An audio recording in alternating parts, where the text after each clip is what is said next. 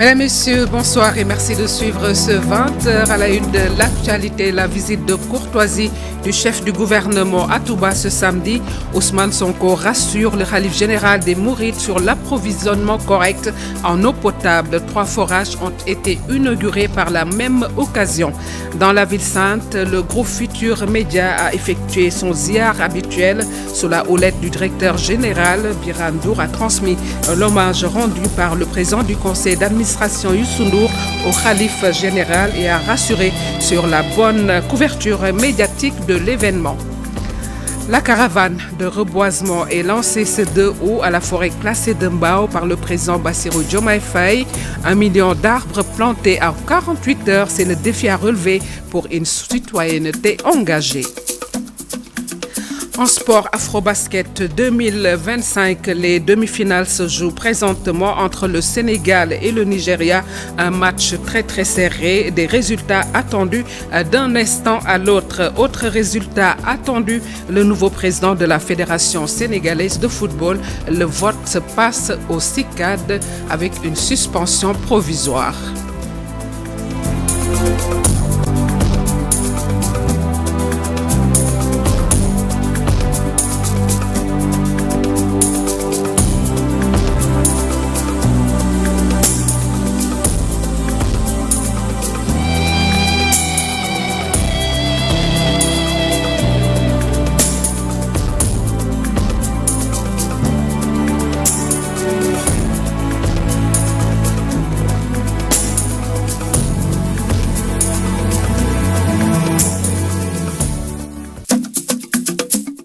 Nous vous le disions en titre à Touba, visite de courtoisie du chef du gouvernement en prélude au Grand Magal de Touba. Ousmane Sonko rassure les autorités pour un bon approvisionnement en eau potable d'ici 2029. Accompagné d'une forte délégation, le Premier ministre a également procédé à l'inauguration de 3 forages dans la ville sainte. Et retour sur la visite de courtoisie hier du groupe Futur Média à Touba. Le directeur général de GFM Birandour, accompagné d'une forte délégation, a sacrifié à la tradition en prélude au Grand Magal de Touba. Il a transmis au khalife général Serigne Mountakha Mbacké les hommages et le profond respect du président du conseil d'administration, M. Youssou Ndour. Une visite qui a également été l'occasion de réitérer l'engagement du groupe à accompagner comme à l'accoutumée l'organisation du Magal. Hommage a été également rendu à Sokhna Bali Mountakha. Et puis cette nouvelle brève sur le côté religieux, l'archevêque de Dakar, Monseigneur André Gueye, a procédé à de nouvelles nominations au sein de l'archidiocèse. Par décret daté du 1er août 2025, il a désigné l'abbé René Marie Diouf comme vicaire général et modérateur de la curie. L'abbé Benoît Ndep Maron a été nommé vicaire général chargé du temporel. Ces décisions prendront effet à partir du 1er octobre 2025. Le présent décret met fin aux fonctions de vicaire général pour l'abbé Gérard Marie Dienne. À la forêt classée de Mbao, nous vous le disions en titre, le président de la République, Bassirou Diomaye Diakhar Faye, a procédé ce samedi au lancement officiel de la caravane de reboisement. 1 million d'arbres plantés en 48 heures. C'est le challenge national pour restaurer les écosystèmes. La caravane de reboisement va sillonner l'ensemble du pays. 200 femmes et jeunes ont reçu leur attestation après une formation en marketing digital et en transformation de produits de légumes. Le président de l'Assemblée nationale qui a présidé la cérémonie est d'avis que le plan de redressement économique et social du Benticom passe nécessairement par la formation des jeunes et des femmes qui doivent s'approprier la vision Sénégal 2025. Voici le président de l'Assemblée nationale, El Malik Ndiaye, propos recueillis par Moustapha Ndiaye et Sidi Cham. Il est important d'encadrer et d'accompagner tous ces élèves qui sont en train de faire un excellent travail dans l'orientation, dans l'inscription au niveau des concours généraux, mais tout simplement dans les choix de filières et d'universités, parce que c'est extrêmement important. Nous sommes là pour remettre aussi des attestations de réussite à pratiquement 200 récipiendaires qui ont subi des formations en transformation de produits, en marketing et en finance. Parce que pour nous, c'est ça l'autonomisation des femmes et des jeunes, comme nous l'a si bien demandé son Excellence le Président de la République. Nous sommes ici pour partager l'essence et la quintessence du plan de redressement du Jubbantikom. Parce que pour nous, les populations doivent s'approprier de la vision Sénégal 2050, de la stratégie nationale de développement 24-29, du master plan 24-34, mais aussi du plan de redressement économique et social PRES 25-28. Il est important, comme le président de la République l'a mentionné hier, d'avoir tout le peuple derrière le gouvernement pour réussir ce pari qui est devant nous, pour réussir le pari de la souveraineté, pour réussir le pari de... Après la présentation officielle hier du plan de redressement économique, plusieurs réactions ont été recueillies, dont celle du président de l'Alliance des bâtisseurs qui exprime des doutes alors que le journaliste analyste politique Bakary Domingo Moné défend une démarche guidée par la transparence. Plus de détails avec Al-Hassan Ba. Les réactions ne se font pas attendre après la présentation du plan de redressement économique par l'État. Pour le président de l'Alliance des bâtisseurs, Moulay Seck, ce plan n'est qu'un recyclage de vieilles formules et de slogans éculés. Pas convaincu, il appelle le chef de l'État à changer d'orientation économique. Il nous faudrait un Jubbanti Diomaye à la place d'un Jubbanti commun. Du livre solution au plan de redressement économique que moi j'appelle un plan d'enrichissement économique ou un plan d'ensevelissement économique, en passant par l'agenda national de transformation, en passant par le Jubbanti, j'ai comme l'impression que j'entends toujours la même formule, les mêmes slogans. On ne change le slogan. En réalité, monsieur le Président, il faudrait changer d'orientation économique. Et aussi, interférer votre entourage de personnalités très compétentes en matière de gestion économique d'un pays. Mais pour l'analyste politique Bakary Domingo Moné, cette initiative répond avant tout à une exigence de transparence. Il fallait aussi montrer, disons, cette exigence de vérité. Comme l'a dit le président de la République, Diomaye Faye, il avait promis de gouverner, n'est-ce pas, par la vérité, et il l'a rappelé, n'est-ce pas, ce jour-là. Donc pour moi, l'un dans l'autre, du point de vue de la forme, c'était ce besoin vraiment de s'exprimer devant les Sénégalais, leur dire vraiment ce qui se passe réellement. En réponse, Moulay Seck rappelle qu'avant de demander un effort de guerre aux Sénégalais, les autorités doivent d'abord montrer l'exemple en réduisant le train de vie de l'État. Avec un budget de 110 milliards pour la présidence, 25 milliards pour la primature, 21 milliards pour l'Assemblée nationale. Caisse noire de 11 milliards pour le président Diomaye et 9 milliards pour le Premier ministre Sonko. À mon avis, il faut dégraisser gravement l'État avant de demander la fin de bien au peuple sénégalais. Les propositions faites dans ce plan-là, ce sont des propositions pertinentes dans la mesure où, au moins, ils n'ont pas touché vraiment au côté névralgique, n'est-ce pas, de la population, à savoir les denrées de première nécessité. Mais que les autres niches, n'est-ce pas, qui peuvent permettre au Sénégal de financer, de s'autofinancer économiquement, de ne pas dépendre de l'extérieur, pour moi, c'est une belle vision. Bakary Moné, lui, voit ce plan comme un appel à la contribution de chacun, un effort collectif indispensable pour le transformer en réalité. Et nous parlons de tout à fait autre chose avec l'arrivée de choux marocains sur le marché sénégalais qui crée la colère chez les maraîchers locaux. Réunis à Sébikotane, les membres de l'association Taxawu Baykatu Sénégal dénoncent une concurrence déloyale. Ils exigent la démission du directeur de l'agence de régulation des marchés et invitent l'État à protéger la production nationale au nom de la souveraineté alimentaire. Abdou Diouf Diagne, Ahmadou Bamba Samb. Selon toute la communauté, que ça soit le village de Niag, de Niagpel, de Tionpel, de Niakorap, de Benoba, de Kermarembeng, toutes les populations disent non au projet Casa Orascom. Le Lac Rose est un pôle touristique.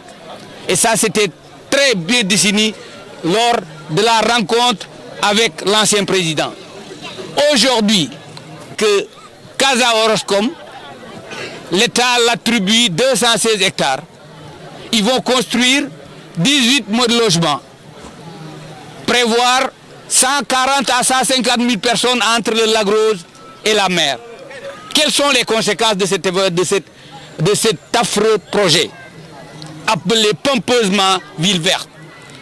On a déjà la verdure, donc ils ne vont rien changer. Nous avons déjà la verdure, donc ils vont créer une ville pour détruire le Lac Rose. Bande de filao qui crée un écosystème qui permet à la mer de continuer d'irriguer le Lac Rose pour permettre au Lac Rose de continuer d'être rose et de continuer à produire du sel. Elles sont engagées, influentes et désormais actrices de l'écosystème de la transition écologique. Les marraines de l'environnement ont été reçues par le ministre de l'Environnement, Daouda Ngom. Objectif: renforcer la sensibilisation citoyenne face aux défis environnementaux. Voici le ministre de l'Environnement et de la transition écologique avec Abi Faye.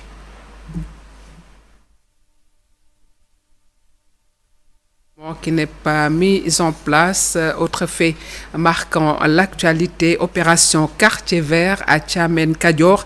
À Koki, les jeunes de la localité ont lancé l'initiative pour faire face à la désertification et à la préservation de l'environnement. Planter 1000 arbres, c'est le défi qu'ils veulent relever et sollicitent l'appui de l'État Tchernofal. Également qui n'est pas en place techniquement. Nous parlons de tout à fait autre chose. En route vers un conseil interministériel sur l'artisanat, les acteurs du secteur se disent prêts à soumettre des propositions et orientations aux autorités. Ils se sont réunis vendredi à la Chambre des métiers. Voici Gorgui Diop, le président des chambres des métiers, au micro d'Abdoulaye Patéane.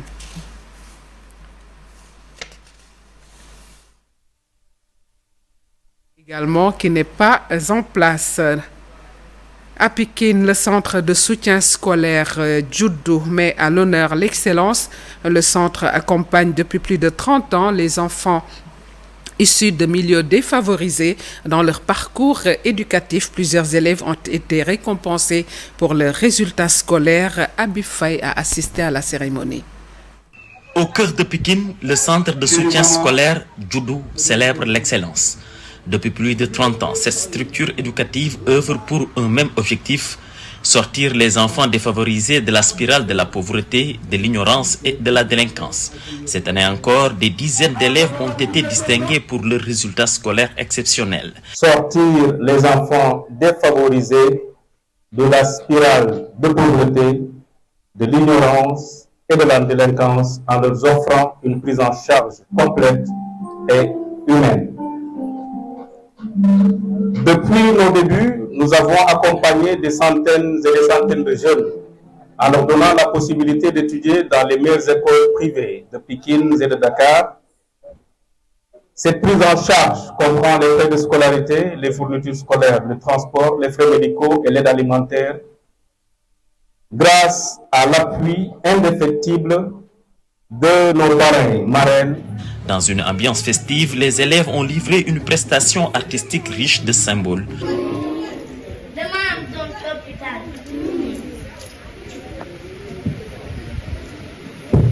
Mais les médecins ont dit, tant que je n'aurai pas l'argent, ils ne le soigneraient pas.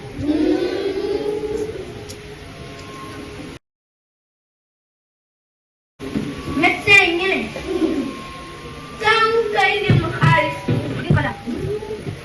La cérémonie est aussi un moment de motivation pour ceux qui n'ont pas encore atteint le podium, mais qui nourrissent de grandes ambitions pour l'avenir.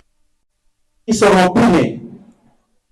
Et leur dire effectivement, ne considérez pas que cette prime est un aboutissement, mais plutôt une étape dans la quête du savoir, dans la quête des valeurs. Judo en Wolof signifie naissance et ici, c'est bien d'une nouvelle génération qu'il s'agit. Une génération portée par l'espoir, l'éducation et la volonté de bâtir un avenir meilleur. Abifaï, les activités culturelles pour la sortie du Kankourang et le Djambadong démarrent ce samedi 2 août et ce jusqu'au 30 septembre 2025. Pour éviter les violences souvent notées pendant la sortie du Kankourang, le préfet a organisé une rencontre qui a réuni les acteurs culturels, les délégués de quartier et les forces de l'ordre. En sport, nous parlons de retour des championnats d'Afrique de karaté tenus du 21 au 28 juillet dernier. Mam Boy-Faye est revenu avec une médaille d'or chez les 53 kilos en catégorie junior. Une grosse performance pour la sociétaire de Daradji de Yeumbeul qui ne totalise que 4 années de pratique. Elle ambitionne de décrocher la médaille mondiale et réclame une salle d'entraînement plus aux normes à Yeumbeul. C'est un reportage signé Cheikh Sadibou Diarra. De Yeumbeul à Abuja, en passant par Dakar, son étoile ne cesse de briller. Mam Boy-Faye est championne d'Afrique de karaté 2025. J'avais remporté le championnat, puis la Coupe du Sénégal, avant de recevoir une convocation en équipe nationale pour participer au championnat d'Afrique à Abuja, où j'ai décroché une médaille d'or. Ce n'était pas donné. Je suis championne d'Afrique chez les 53 kilos de la catégorie junior. Une médaille d'or, fruit d'une bonne préparation et d'un excellent encadrement au dojo d'Aradji à Yeumbeul. Babacar Ndao est mon encadreur. Il m'a formé et donné de précieux conseils pour ma carrière. Je l'en remercie. Il m'a inculqué des qualités de grande compétente, prête à faire face à n'importe quel adversaire. J'étais sûr de pouvoir ramener une médaille d'or. Une ascension fulgurante pour une jeune ambitieuse. Un palmarès impressionnant en 4 années de pratique. J'ai débuté la pratique du karaté en 2021. En 2023, j'ai commencé à participer aux compétitions jusqu'à mes titres de champion cette année. Je vise le titre de champion du monde. C'est mon objectif. Mon entraîneur n'attend aussi que cela. Il me l'a dit. Je demande aux autorités de mettre notre salle aux normes. Nous voulons un tapis et tous les autres équipements. Des difficiles conditions de travail au dojo d'Aradji que ces pensionnaires espèrent voir vite disparaître. Dans cette salle qui manque de tout, 5 champions d'Afrique y sont sortis. Cela prouve qu'à de meilleures conditions, nous sortirons des champions olympiques. Nous rencontrons de grandes difficultés, mais nous endurons en tant que karatéka. Cependant, tout soutien est le bienvenu. Avec la championne d'Afrique Mam Boy-Faye, le karaté de Yeumbeul démontre qu'il mérite du soutien pour d'autres triomphes à venir. Cher Sadibou Diarra, cette fois-ci, nous restons avec vous pour parler de lutte. Ce dimanche 3 août 2025, l'arène nationale renoue avec un grand combat. Franc défie Eumeu Sène, un choc jeunesse contre expérience, un combat indécis où l'invincible Franc part avec les faveurs des pronostics devant un Eumeu Sène redoutable dans la peau d'outsider. Franc Eumeu Sène, un choc plusieurs enjeux. Pour les lutteurs des Parcelles Assainies, c'est poursuivre son invincibilité et sa suprématie sur les Pikinois, alors que le sociétaire de Taïchingue espère prendre sa revanche par procuration sur Modulo. Franc est invaincu en 5 combats contre les lutteurs pikinois. Ama Baldé est d'ailleurs sa dernière victime à l'arène nationale. Franc a acculé Eumeu Sène avant la concrétisation de l'affiche, allant jusqu'à nier le titre de champion d'Afrique d'Eumeu Sène. Son adversaire, un lutteur expérimenté et très technique.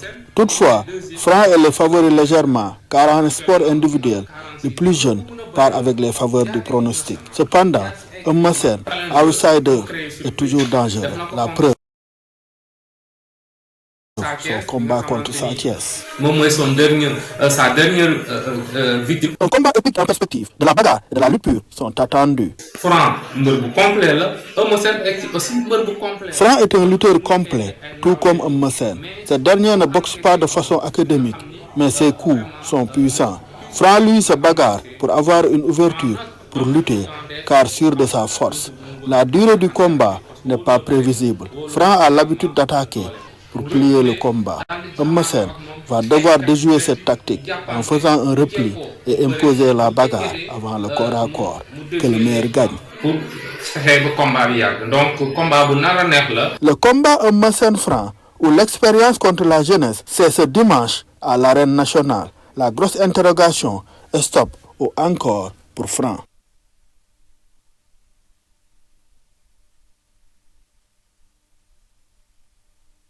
Nous terminons l'actualité sportive par le football. L'Assemblée générale élective de la Fédération sénégalaise de football est suspendue. Pas de consensus sur le mode de vote à utiliser, le vote global permettant d'élire en seul tour le président de la Fédération sénégalaise de football. La commission féminine et les autres sont rejetés par le camp d'Abdoulaye Fall, ses partisans qui exigent la présidence d'abord. Une confusion à l'origine de l'intervention des forces de l'ordre et la suspension des travaux pour le moment qui se passent au CICAD.